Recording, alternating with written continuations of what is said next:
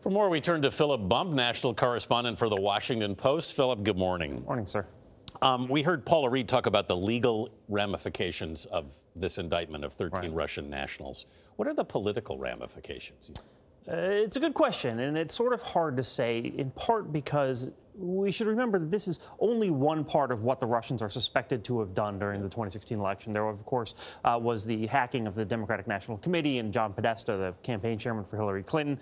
That isn't covered by the indictment that came out yesterday. And so we don't yet have a full picture of what actually happened in 2016. This certainly does reveal that any assurances presented by President Trump that this entire thing was a hoax, of course, are not the case. This is pretty clear evidence that something happened there. But we don't yet know what the long-term fallout is, because we still don't have, while the president and Republicans insist that there was no collusion, we still don't know with certainty. There isn't evidence yet that there was the sort of collusion that people think may have happened, but we don't yet have a full picture of what actually went on. And yet the president tweeted no collusion yesterday. Does this make it that much more difficult for the president, if he wanted to fire Bob Mueller?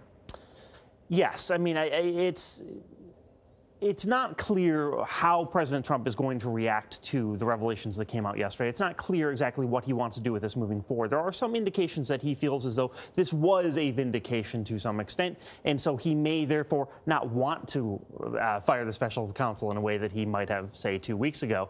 But that said, again, we don't know what's going to come out. We still don't know. You know, he is still supposed to speak with Bob Mueller's team at some point in time. We need to negotiate. They need to get information from him as well, which may change that calculus. But I think the president sees yesterday as being vindicated because, yes, well, it's not the whole picture. It does suggest that at least one small picture didn't provide evidence that implicated him. What's interesting, too, Philip, in this is that yet again we have an indictment or an action by Mueller, which we had no forewarning about. I mean, no leaks on this whatsoever.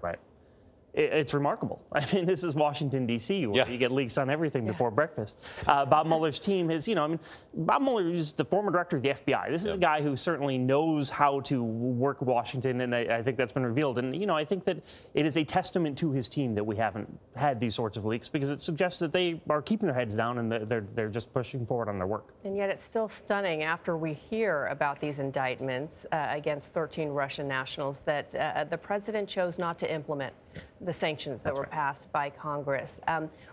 Some people were reading into Rob Rosenstein going out and issuing this statement that he did yesterday, saying that it implies a warning not only for Russia, but he's also speaking to the president. Is that reading too much into it that he decided to speak out yesterday?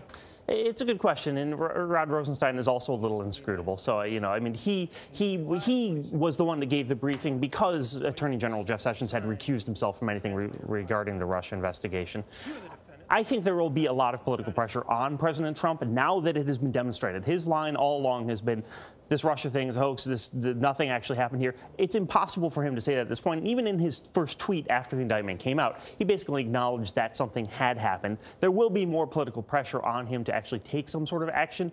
But we've seen consistently that his party hasn't tried to twist his arm on things like this, so it's not clear if anything actually will happen. Philip, I want to talk quickly about immigration. The Senate tried and failed this week to come up with a compromise for the Dreamers. Time's running out. I mean, is there still a chance here? There's always a chance. Congress likes to wait until the 11th hour to actually do something. But that said, there doesn't seem to be any sort of political will to actually get something done that will formalize the protections that these DACA recipients currently enjoy. There doesn't seem to be the will on Capitol Hill to actually do something, and it's not clear that President Trump will be able to corral them to actually get something done. All right, Philip Bump, thanks very much for being with us this morning, Phil.